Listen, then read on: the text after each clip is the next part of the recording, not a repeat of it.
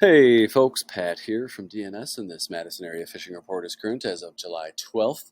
Well, it's been another busy morning here at the shop, and we got a lot of stuff to go through, so let's just see if we can knock her out quick. Lakes are still high. We do get a lot of calls here at the shop, folks wondering if are under a slow no wake order. The only spot that we are under a slow no wake order is down here still. This was last week too, on Weechawbuck, formerly known as Squaw Bay. They do have buoys out there, so you can see pretty clearly where it's marked off. I haven't been down there personally, but so yeah, that's the only area. Otherwise, the rest of the chain, as far as I know, and as of this report, is currently not under a slow no wake order.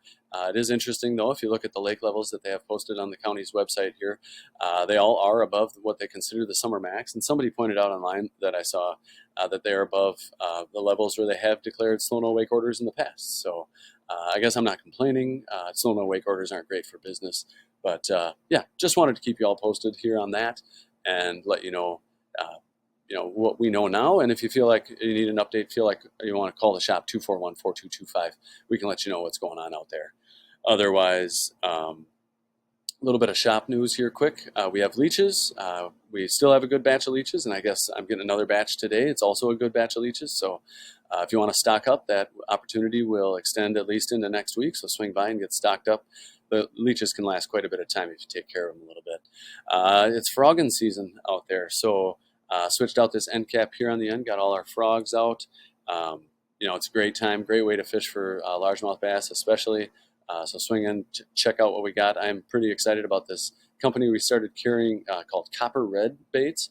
They make a really interesting, a cool shape of a frog, but also cool colors and some interesting colors. I know a lot of folks are looking for something to kind of set them apart, or maybe the fish are looking for something different. So swing in and check these out. But yeah, it's frogging season. Also, stream thermometers. We're going to be talking a little bit about water temps today. Feel free to, or you should, if you're out trout fishing, be taking temps on the water, and also for muskies. Don't have anything on the front door right now. If you have a poster, well, I shouldn't say that. There is a blood drive up here at the church on Tuesday. If you got some blood you want to get rid of. But anyway, yeah, if you do have a poster or an event, a poster for an event that you're hosting, and it's outdoors related, happy to post that. Or if it's in the neighborhood, happy to post those on our door. So swing down with that. I think that pretty much does it there. As far as the report goes, we had a pretty seasonal week temperature-wise. It was nice of the rain to give us a little break. Looks like a warm-up here for the weekend, but temps are supposed to come down as we go through next week, and not much rain in the forecast. So there should be some great opportunities to get out and do some fishing. The Mendota buoy right now is reading 79 degrees. That just went up literally in the last second. But yeah, so you're going to want to watch the temperatures. Typically, when the whatever the water temp reads in Mendota, you can add a degree or two as you move down the chain. So musky anglers are going to want to pay attention to this, because they recommend that if the water is 80 degrees or above, you should be giving the muskies a break. So I might want to consider that, or at least keep a close eye on your temperatures if you're fishing for muskies on Monona, Wabisa, or I guess Wingert too. As far as water quality goes, we got the beach thing that Dane County puts out, Dane County Public Health. Not too many beaches closed, really. I know Tenney's closed because of construction. Warner is probably gross with algae. It's been pretty green over there. BB Clark probably pretty green too. But yeah, this is at least a decent way to get an idea. Although I do hear a lot of complaints about algae out there and some floating weeds. But we'll talk about that more here too. I did check the tournament page the DNR has up. There is one Angler's Choice Bass Tournament on Saturday, tomorrow. They're launching out of Wabisa, but it's a 60 boat tournament, and that'll range from Lake Monona down to Kegonsa. So just a heads up there. If you're thinking about fishing those lakes, it might be a little more crowded than you're used to. But generally around the chain, like I said, it's nice to have the rain give us a little break this week, and the high water levels are coming down a little bit. Algae blooms, like I said, have been making things a little green and stinky in spots, but the fishing around town's been good. For the most part, the bluegill have moved off beds and out to weed edges on all our lakes, although just as recently as Tuesday, a guy who uses forward-facing sonar said he came in, or said he was marking fish on beds in 10 to 15 feet of water, still protecting beds out there on Mendota. So, but things are definitely winding out there. But for the most part, gills are congregating on outside weed edges in 10 to 15 feet of water and in weed pockets. On Lake Monona, I am hearing about bluegill starting to show up suspended at those same depths, 10 to 15 feet of water out over deep water, where they'll pretty much remain all summer, and that's a super fun bite. I think I'll talk about the Gene rig next week, which is great for fishing those. And yeah, so those fish will be suspended out deep all summer long and easy to find. Crappies are generally being found out at that same depth of water, mostly on weed edges, but I have heard about some suspended over deeper water as well. And of course, on the Monona Terrace wall, they're suspended down there. A crappie minnow or a minnow-shaped plastic on a small jig is a pretty safe bet for those fish. Other than a few fish here and there, I haven't heard much in the way of perch action, but the fish I am hearing about seem to be most active at first light on weed edges. But really, I'm talking like 5 a.m. to 7 a.m. at the very latest. So it's an early bite. Bass have been in a good mood around the chain. Largemouth are up shallow for the most part, and lots of things work for them well this time of year. But with weeds coming up, weedless rig, plastics, swim jigs are good options. But the topwater action, like I said, it's frogging season now, has been heating up really well. Some smallmouth can still be found up shallow, but not many fish are being found on rocky shoreline breaks. Lots of fish are being found on rocky shoreline breaks in 10 to 15 feet of water these days. Walleye mixed in there too. Catfish action's gotten pretty quiet here on the north side, with a lot of those fish moving back out to Lake Mendota proper. But you never know when you might bump into one of those. The walleye are moving deeper as the water warms, and I've heard about some more fish showing up on mid-lake humps. They're still getting fish on shoreline breaks though, and sometimes coming out of water as deep as 25 feet of water. So on a sunny day when they're out deep like that, you might want to think something more subtle like a leech, large fathead on a jig or a drop shot is a good idea. That's not to say folks aren't getting plenty of fish trolling crankbaits and crawler harnesses, because they are. But when the walleye move up shallow at night, start tossing jerk baits and swim baits. They're great options. Again, be careful out there fishing for muskies with the water temps. I have heard about a few nicer fish coming in, some high 40s. A 49, I think, is the biggest I've heard about. Pike are plentiful around the chain, and we'll grab just about anything. Area rivers and streams continue to run high, just as they have the last couple of weeks, but are coming down, and we'll talk about that a little bit later. Over here on Cherokee, it's still a weedy mess up there. If you can launch at School Road, you can get out in the main channel and get some good fishing out there with less weeds. Down 113, they're still for sure getting some catfish down there, and it's kind of a nice bag. I'll hear about a nice largemouth, pike, even some walleye come through there. Sometimes white bass. You just really never know. But the catfish that were the star down there the last couple of months have moved out into Lake Mendota and can be picked up anywhere. I hear them now. Want to be picked up at Tenney Park casting for walleyes. Somebody will get one in Marshall Park fishing for bluegills. So you never really know. But yeah, speaking of bluegills, they are for the most part off beds. There are still some sightings of fish on beds, but for the most part they've moved out to weed edges, and they're joined out there by the crappies and the perch. All your weed edges are going to be starting to hold a lot more fish lately. Smallmouth bass are moving out to shoreline breaks. So any of your rocky areas, Maple Bluff, Governor's Island, Fox Bluff, Second Point, Picnic Point, all these are going to hold fish where you get a nice break near deep water. Check weed lines too. Walleyes are mixed in with those smallmouth on shoreline breaks, but they're starting to move out to mid-lake humps. So you're going to want to look at Dunn's Bar, Second Point, Commodore Bar, Brearley Bars. All these spots are going to hold walleyes. But of course, those fish do move up shallow at night. Popular areas to cast for them are along the University shoreline, Tenney Park, Warner, Breakwall, and sometimes around Governor's Island, I guess, too. But Tenney Park is a great spot to do that.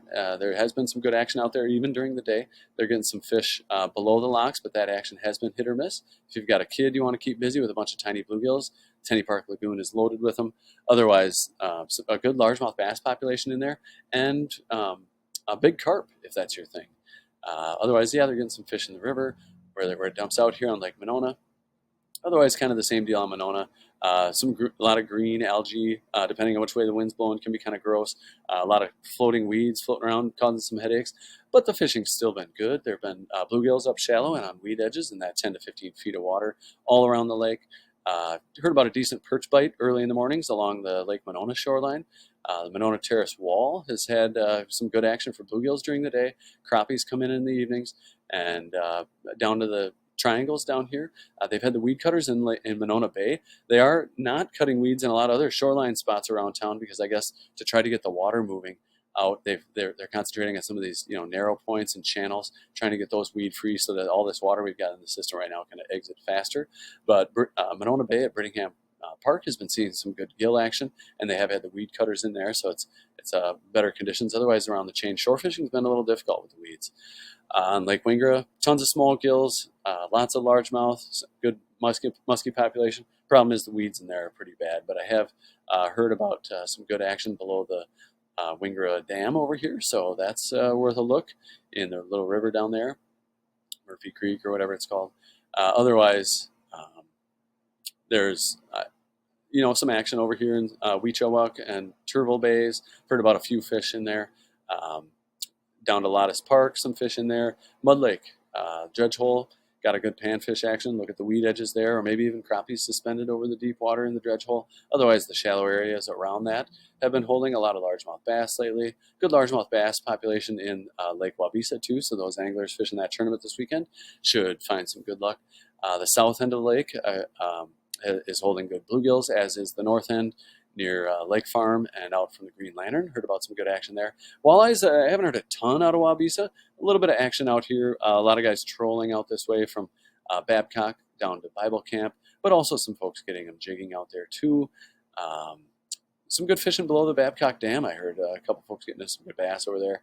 Kegonsa continues to be Kegonsa. I just don't hear a lot of reports. It really doesn't get a lot of pressure. But they are getting some fish up in the fish camp area up here. Weed lines down on the south end. Some nice bluegills in there, but you got to work for them.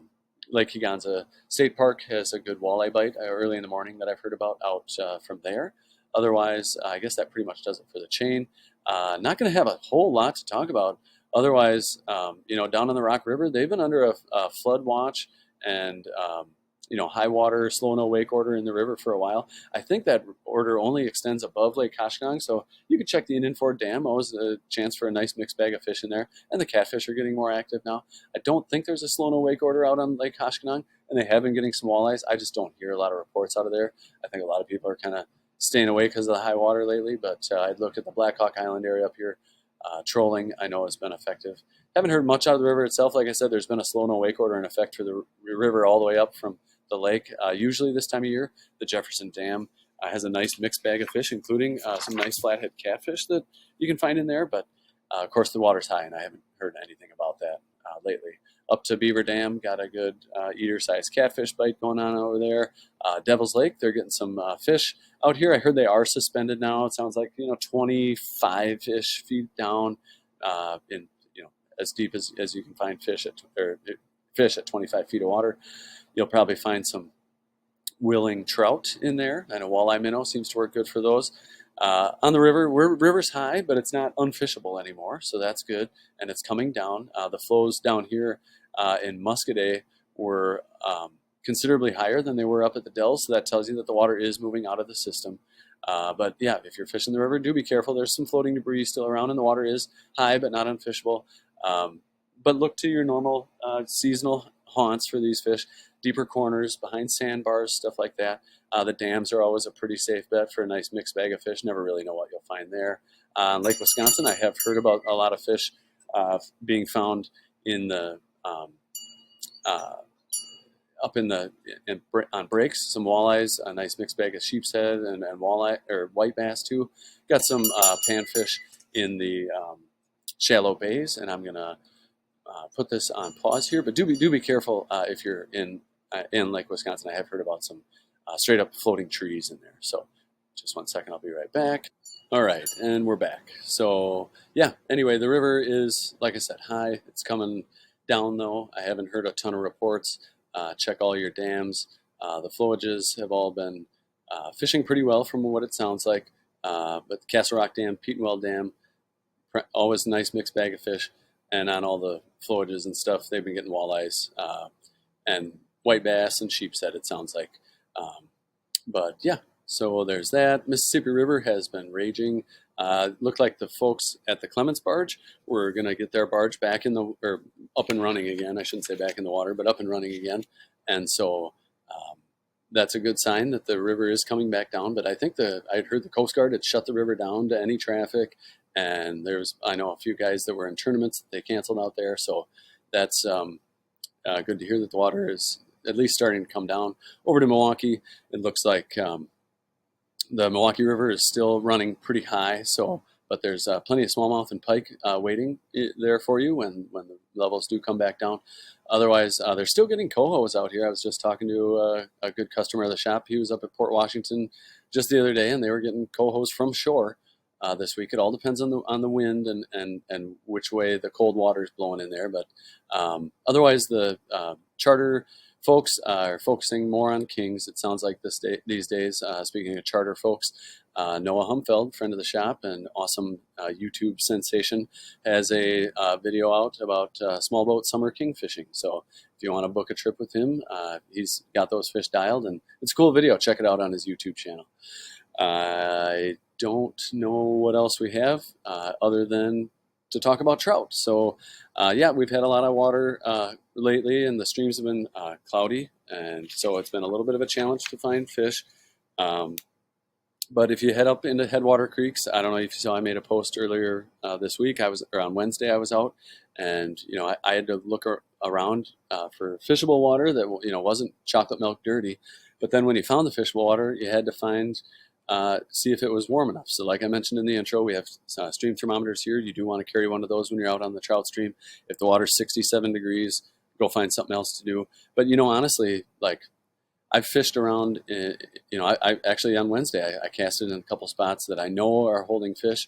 It was 64-degree water, and the fish just weren't in a good mood. So, summertime isn't the greatest time to be out trout fishing unless you can find some cold water, which I did. I had to check 5-6 different spots, found some cold water, found some happy fish. So anyway, I guess all this means just pay attention to the water temps and you'll find fish. Otherwise, on the spinning gear side of things, or a Rapala Countdown or a crappie size tube jig, small spinner, spoon, are all pretty safe bets this time of year. If you want to toss meat, it's hard to beat a redworm under a bobber. Otherwise, for fly anglers, woolly buggers and larger dark colored nymphs work well in stained water through pools and tailouts. On the fly side of things, smaller flies, well, with this heat and this time of year, the mayfly hatches are pretty much limited to early morning and in the evenings.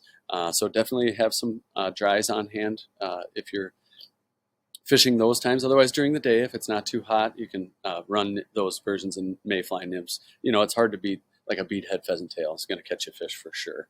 Otherwise, like I said, with the warm water, go find something else to do if it's too warm to fish for trout. And panfish, especially locally, are a great option. A lot of folks think that poppers are only effective during the spawn when the fish are up shallow and aggressive, but they actually work year-round, and you can find fish, and they'll actually come up from quite a ways to grab these. So we have a good selection of poppers here. You got your kind of standard cheap poppers. We got some fancy ones here with cool little paint jobs. Got your classic rubber spider here, rubber leg spider, and then the gurglers. These are a mini gurgler tied by a guy, Al. He's the same guy that ties my walleye flies. This is a fun little fly. I fished it a little bit earlier this summer and had some good days on it. It's a lot of fun. The bluegills really charge at it. So swing in the shop, pick up some poppers. We'll be talking about bass stuff next week, and then we'll move into more terrestrial stuff for trout. That pretty much does it for the report. Thanks for hanging in there. This was a long one. Do feel free to call the shop at 241-4225 if you want me to expand on anything. Otherwise, good luck out there, and post your comments and catches below. And I want to wish you good luck, and thanks for tuning in. We'll talk to you next week. Take care.